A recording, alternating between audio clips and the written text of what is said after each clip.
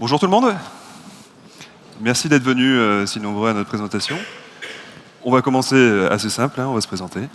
Moi, c'est Julien Datour, je suis développeur iOS chez Xebia depuis 3 ans. Et moi, Jordan Tuferi, enchanté. Ça fait 1 an et demi maintenant que je suis chez Xebia en tant que développeur Android. Et on est venu ici pour vous raconter une histoire. C'est l'histoire de 2 développeurs mobiles, un sur Android, l'autre sur iOS, qui prenaient un petit peu leur aise sur leur écosystème respectif. Ils voulaient voir un petit peu comment on pourrait construire un projet de bout en bout, techniquement parlant. En somme, nos 2 développeurs voulaient devenir des développeurs full stack. Après quelques recherches, nos 2 développeurs font un constat un petit peu amer. Ce constat, c'est que pour devenir full stack, c'est difficile. Il faut maîtriser plusieurs langages, plusieurs frameworks, plusieurs écosystèmes, comprendre des services. Là, nos 2 développeurs se font face à une montagne.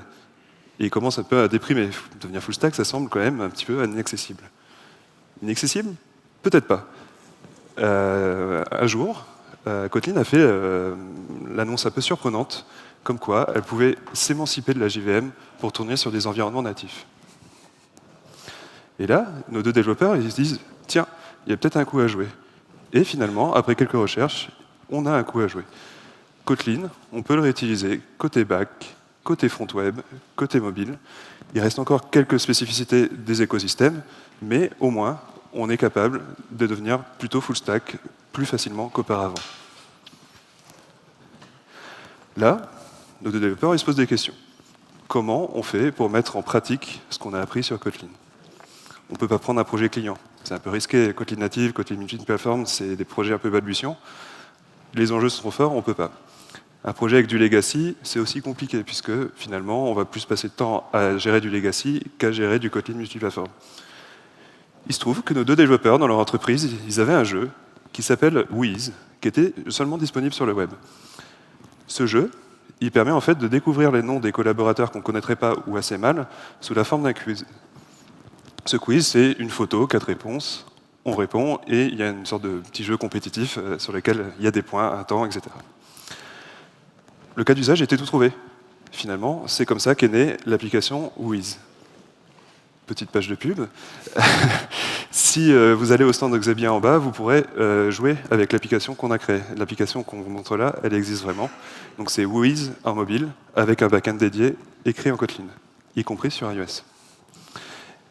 Et maintenant que les présentations sont faites, je vais laisser Jordan vous parler de la partie backend. Très bien. Merci Julien. Donc, on va commencer très simplement par vous expliquer comment le serveur a été créé. D'abord, ça me paraît nécessaire de vous expliquer le besoin fonctionnel qu'on avait sur ce serveur. Donc on voulait quelque chose de très simple, c'est pour ça qu'on est parti sur du REST. Côté mobile, c'est vraiment ce qu'on utilise habituellement, avec des appels simples, donc du get et du post seulement. Le seul appel post que vous voyez ici, c'est l'appel score. De quoi est-ce qu'on s'est servi du coup pour construire ce serveur? Eh bien, on s'est servi d'une librairie Kotlin qui s'appelle Kator.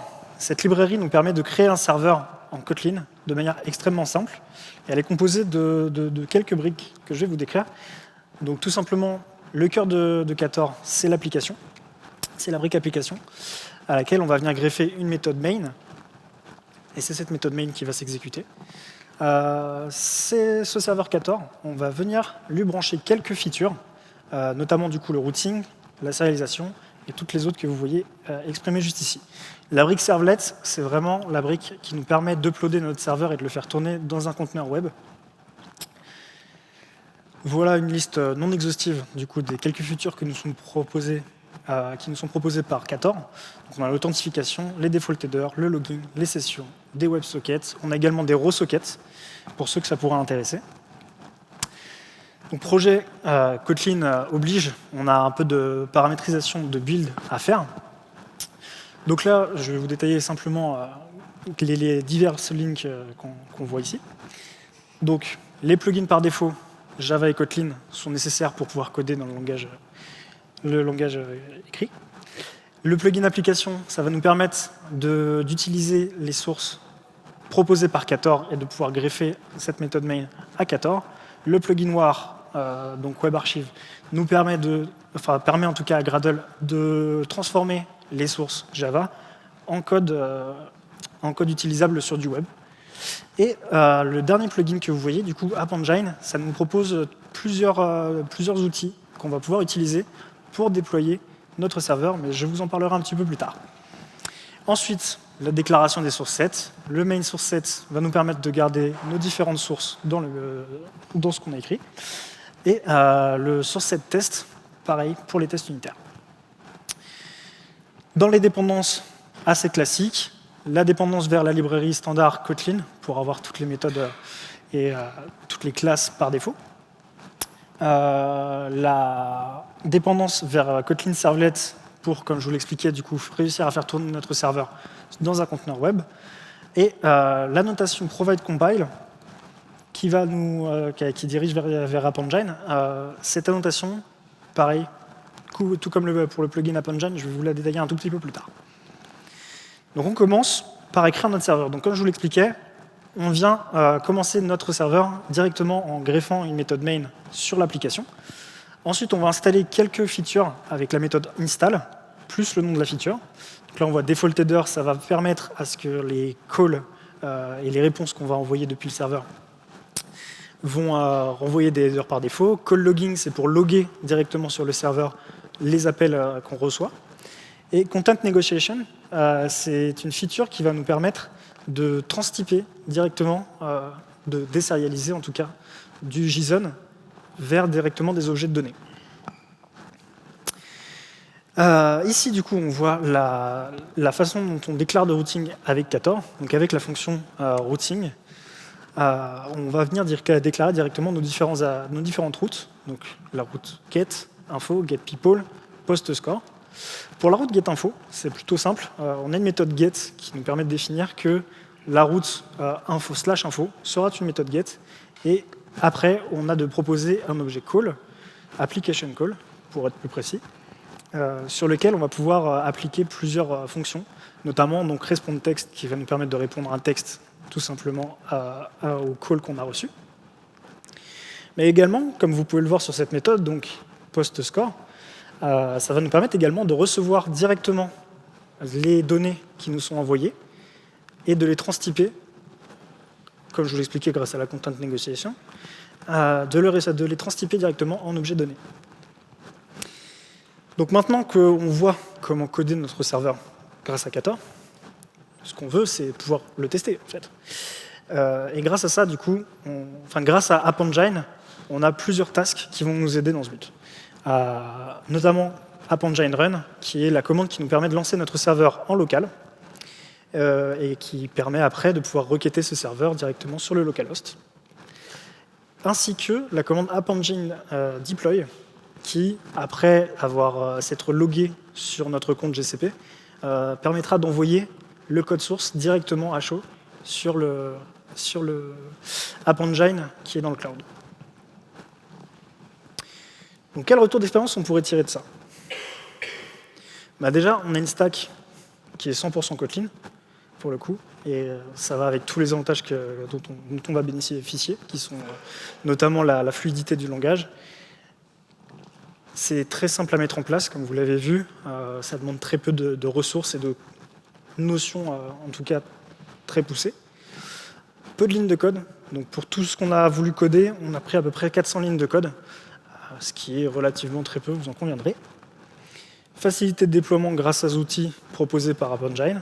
Et enfin, une stack moderne qui nous est proposée avec Kotlin, comme les coroutines, Kotlin Serialization ou autres. Maintenant, je vais laisser la main à Julien, qui va nous parler du coup du framework partagé. Effectivement, vous l'aurez compris, maintenant qu'on a notre back-end, on veut partager du code Kotlin entre toutes les plateformes. Tout à l'heure, je vous ai parlé de Kotlin native, Kotlin multiplateforme. Je ne vous l'ai pas forcément introduit. Il y a une différence, bien sûr, entre les deux, et il y a surtout une philosophie derrière. Ça, c'est tiré du site officiel de Kotlin. Kotlin native, c'est une technologie qui permet de s'émanciper de la JVM et qui peut tourner sur un environnement natif. C'est basé sur LLVM, et si pour l'instant ça vous paraît du charabia, ça va s'éclaircir un petit peu après. Concernant Kotlin multiplateforme, il n'y a pas forcément une définition à donner, mais plutôt un esprit.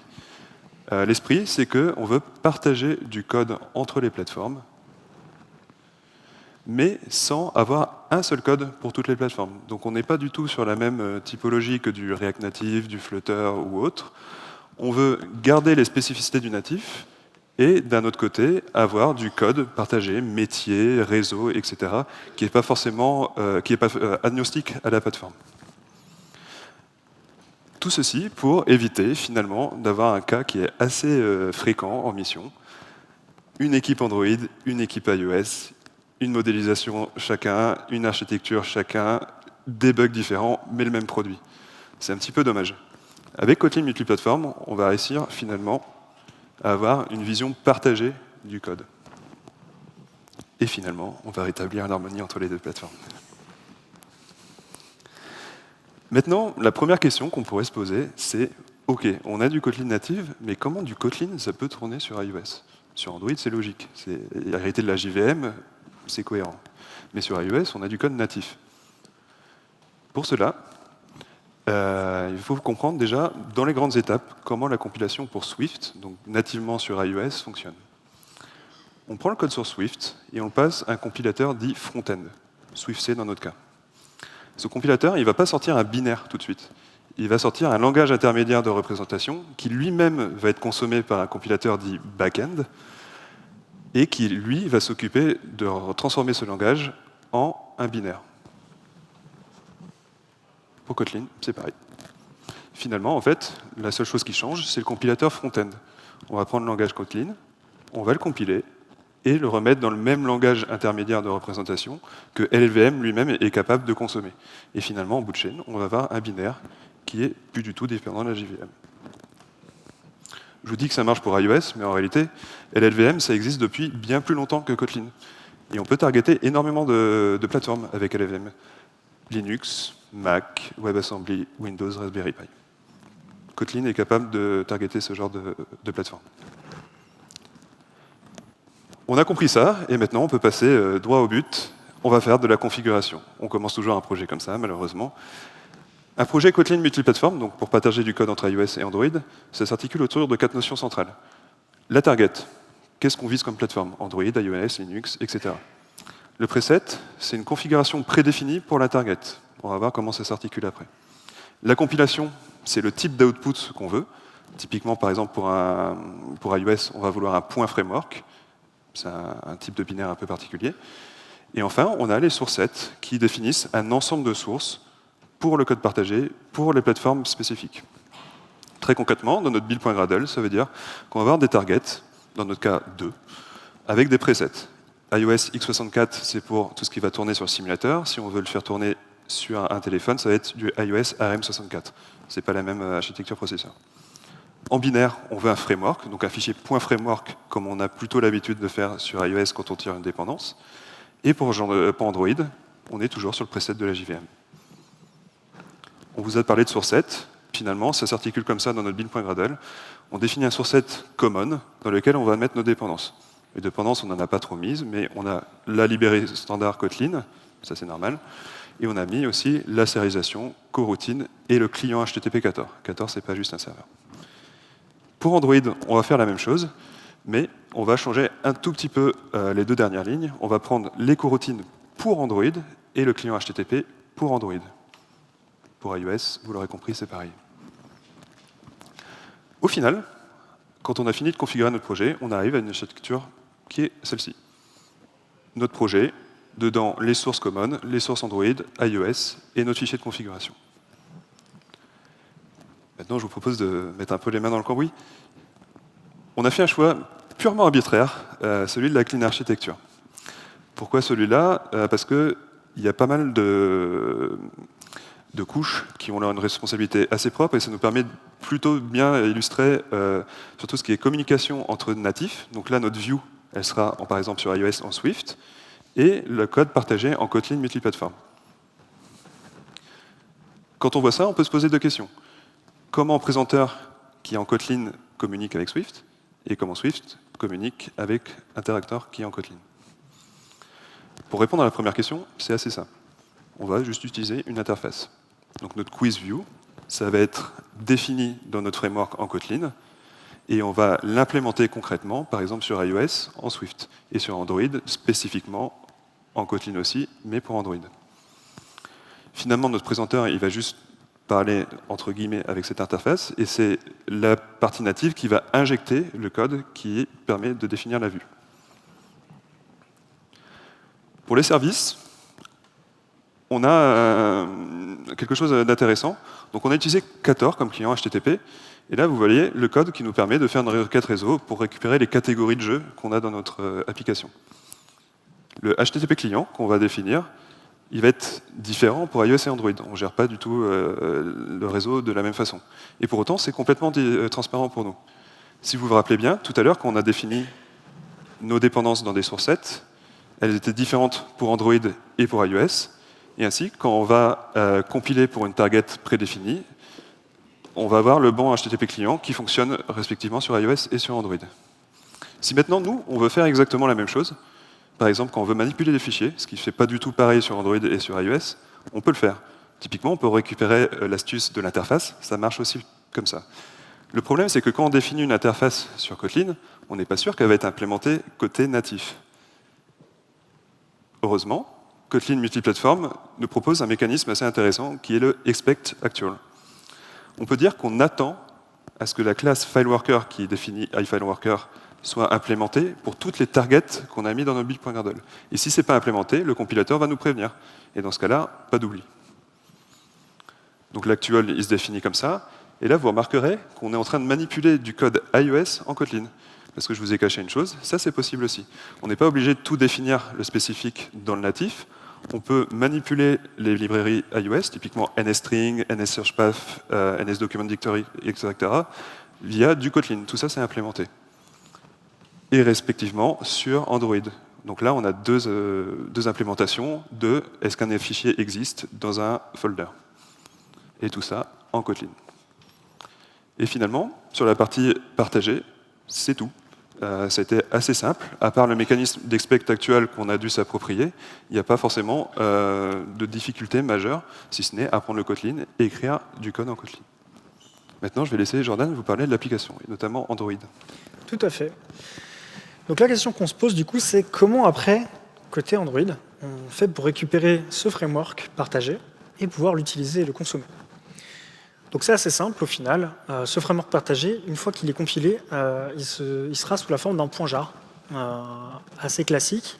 Et pour l'implémenter, du coup, il suffit de l'implémenter directement dans le build.gradle du module app ou de n'importe quel autre module d'ailleurs. La seule problématique ici, c'est que c'est pas très facile de mettre à jour ce framework justement en utilisant ce système-là. Et c'est pour ça que ce que je vous recommande plutôt, c'est de garder le module partagé en tant que module d'un même projet. C'est-à-dire qu'en gros, le module app d'Android sera au même niveau que le module shared code. Ce qui nous permet du coup après de pouvoir rajouter une dépendance vers le module directement et donc de garder nos sources actualisées. Le gros avantage qu'on a également avec ça, c'est qu'on peut utiliser un seul IDE pour tout faire. C'est-à-dire qu'avec IntelliJ IDE, on a la possibilité à la fois de modifier ses sources en Android, de modifier ses sources en Kotlin multiplatform, mais aussi de modifier ses sources sur le serveur Ktor. Donc avec un seul IDE, on peut gérer l'ensemble de notre stack technique. Mais sur iOS, du coup, la question se pose. Alors, à votre avis, sur iOS, ça va bien se passer ou pas? Qui pense que ça va bien se passer? Ouais.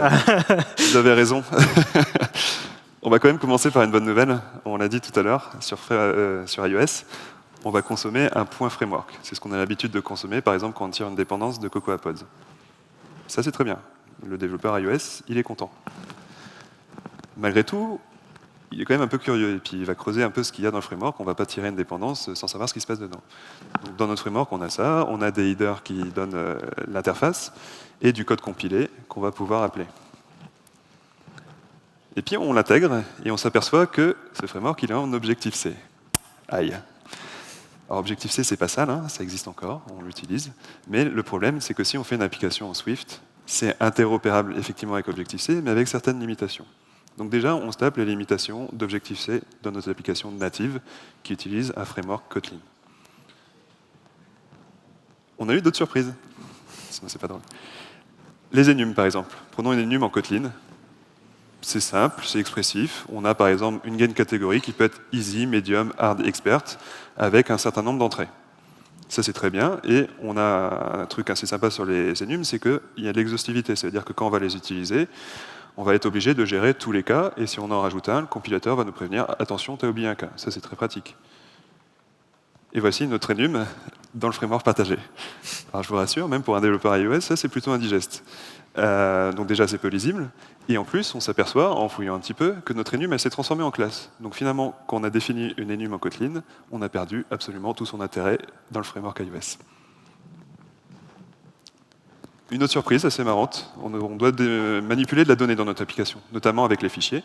Et des fois, on doit passer du NSData quand on fait du specific iOS à du byte array quand on fait plutôt du Kotlin. Et on s'attendrait à ce que les deux soient un peu interopérables, compatibles. Bon, il se trouve que non. On a trouvé la solution en fouillant dans des choses un petit peu obscures, la documentation de Kotlin et surtout l'interopérabilité de Kotlin en C.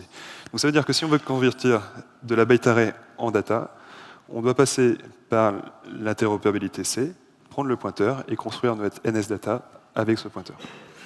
Quand on le sait, c'est bien, mais ça prend du temps à trouver. Vous remarquerez aussi qu'il y a un flag expérimental pour les types non signés. Enfin, dernière chose, c'est les coroutines. En tant que développeur iOS, j'en ai entendu parler 100 fois des coroutines chez les développeurs Android, chez tous les gens qui font du Kotlin. Tout le monde est super enthousiaste. Et donc j'ai voulu les utiliser sur iOS. Et ça marche pas. Ça marche pas. Il faut faire un code de glue, qui est celui-ci, pour dire qu'en fait, une coroutine, quand elle dispatche quelque chose, ça va appeler du code iOS, c'est-à-dire on va utiliser Grande Central Dispatch, qui gère le threading sur iOS, pour dire, on va utiliser le main thread, la main queue, pour runner le code. Pareil, une fois qu'on l'a, c'est bien, mais par contre, on est obligé d'injecter cette classe un peu partout, et ça retient un petit peu l'intérêt des coroutines qui sont écrivables facilement. Ces problèmes sur les coroutines, elles n'étaient pas appelées sur iOS et je ne comprenais pas. Donc finalement, comme tout développeur, je me suis mis à débugger. Et là, autre surprise, on ne peut pas, vu qu'on a un framework avec du code compilé, poser notre breakpoint qu'on a l'habitude sur un IDE, parce qu'on n'a pas accès au code. Donc l'astuce, c'est de mettre un breakpoint juste avant, quand on va appeler du code du framework compilé, pour avoir accès à notre console LLDB, qui est là illustrée. Le truc, c'est que si on veut poser un breakpoint sur une fonction ou une classe, on pourrait s'attendre à dire classe.fonction avec le mot B avant pour dire breakpoint. Non, en fait, il faut savoir qu'il faut préfixer la chose par kfunction, mettre le nom du package, puis ça. C'est un peu pénible, mais bon, on y arrive. Et finalement, on arrive sur Xcode avec notre code Kotlin. Parce que Kotlin multiplateforme, en plus du point framework, il donne les debug symboles qui nous permettent de comprendre le code compilé quand on est en train de débugger. Donc on peut faire du pas à pas, mais autre surprise, on ne peut pas inspecter les variables. Voilà, donc finalement, débugger, ça ne sert pas à grand-chose. Il y a un petit script Python un peu obscur qu'on peut injecter sur le GitHub de Kotlin. Je n'ai pas forcément réussi à le faire fonctionner. Bref, du coup, on a fait du log. Enfin, dernier point concernant iOS, et ça c'est un point très positif, l'industrialisation, elle est nickel. On a un projet Gradle, c'est mature, on sait l'industrialiser. On a un projet iOS, on sait l'industrialiser. Et qui plus est, en plus, Gradle a un plugin maintenant, CocoaPods, qui est notre gestionnaire de dépendance assez classique sur iOS, il y en a d'autres, mais c'est celui-là qu'on voit assez majoritairement, qui permet en fait d'envoyer un framework Kotlin sur CocoaPods et de le tirer côté iOS. C'est-à-dire que vous pouvez envoyer un framework écrit en Kotlin à déployer iOS, et logiquement, il y verra peut-être que du feu. En conclusion, il est temps de tirer un petit bilan du coup de tout ce qu'on vous a raconté depuis le début. Donc déjà, je vais résumer un petit peu du coup notre architecture globale. Comme vous pouvez le voir, Kotlin est présent quasiment partout. Donc on a un seul langage qui nous a permis du coup de coder à la fois le serveur. La partie en multiplateforme qui est représentée ici en violette, c'est toute la logique métier ainsi que la logique de présentation. Et au final, les seules implémentations qu'on a qui sont divergentes, ce sont celles d'iOS, d'Android et potentiellement de toutes les autres targets qu'on aurait pu définir. Il est temps de faire un petit bilan du coup. Un des gros avantages que nous propose cette solution-là. Du coup, c'est, comme vous l'expliquait Julien, le plugin Cocoa Pods, ça permet de gérer facilement ces dépendances. Ça nous permet également d'augmenter énormément notre vélocité, parce que là où on pourrait avoir 2 développeurs pour une feature, on pourrait se retrouver avec un seul développeur qui développe sa feature, puis après, il faudrait l'intégrer sur chacune des plateformes. On voit qu'on a besoin d'un seul langage en fait, pour maîtriser quasiment l'intégralité de notre stack technique. Ce qu'on ne vous a pas dit, c'est qu'on n'a pas poussé le vice au point de faire de l'iOS en Kotlin, mais on aurait pu, ainsi que du Kotlin.js également. Ça nous apporte également beaucoup plus de cohérence, parce que là où on a, jusqu'à présent en tout cas, on a une logique métier implémentée de différentes manières suivant les différentes plateformes supportées. Cette fois-ci, on peut avoir une seule implémentation de logique métier, et donc, pour communiquer sur différents bugs, ça simplifie beaucoup la communication. Également, du coup, je tiens à remettre encore un point d'honneur sur l'IDE IntelliJ IDE qui nous facilite énormément la tâche et qui permet d'avoir juste une grosse facilité pour débugger, pour rajouter des features. C'est super cool. Par contre, les bad points, c'est qu'on n'a pas le même support entre les plateformes. Donc, comme Julien vous l'a expliqué au préalable, pour les coroutines, il a fallu faire un petit code de glue. On a du mal un peu à se représenter à quel point ce code de glue est à faire sur les différentes librairies. Mais c'est un point quand même sur lequel il faut être au courant. Également, la paramétrisation du build, parce que vous l'avez remarqué, on a quasiment une grosse partie de nos slides qui est de la configuration en fait, de build. L'avantage derrière, c'est qu'une fois que c'est fait, ça ne bouge plus et c'est facile de monter un projet dessus. Mais au final, les conclusions qu'on pourrait tirer, les recommandations qu'on pourrait vous faire, c'est d'utiliser peut-être cette technologie de manière professionnelle sur des petits projets. Parce que plus un projet a tendance à grandir, plus on va être tenté de rajouter des librairies. Et comme on vous l'expliquait, le support sur ces librairies ne sont pas forcément assurés partout. Ça peut devenir assez compliqué à gérer au bout d'un certain temps. La courbe de difficulté n'est pas des moindres. Vraiment, ça peut prendre pas mal de temps pour monter en compétence sur certains sujets. Le manque d'informations qu'on a éprouvé au cours de notre développement, c'est un point assez important. Parce que comme c'est une technologie assez naissante, il n'y a pas forcément énormément de documentation ou de questions, ou pas beaucoup d'émulsion, en tout cas sur le web, à ce sujet-là. Est-ce que vous avez des questions ?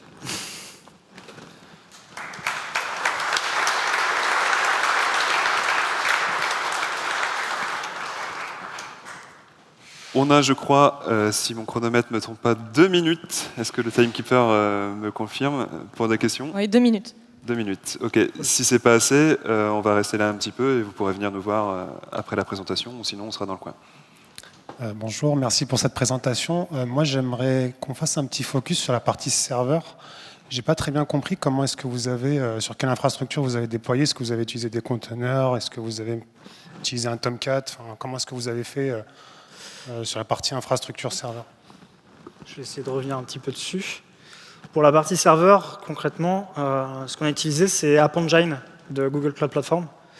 Dans les détails, il n'y a pas de conteneur qui a été utilisé.